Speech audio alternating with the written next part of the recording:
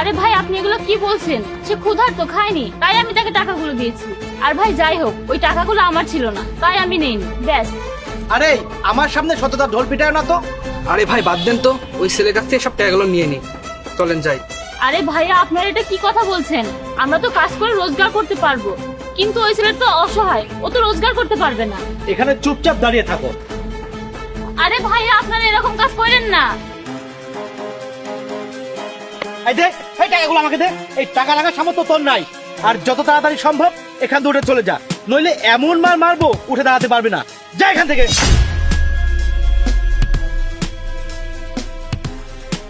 ভাইয়া আপনারা কিন্তু অন্যায় করলেন, আল্লাহ কিন্তু সব দেখেছেন। আরে আল্লাহ সব দেখেছে, দেখুক। এখন টাকা না থাকলে কোনো দাম নেই, আর টাকা থাকলে সব হয়।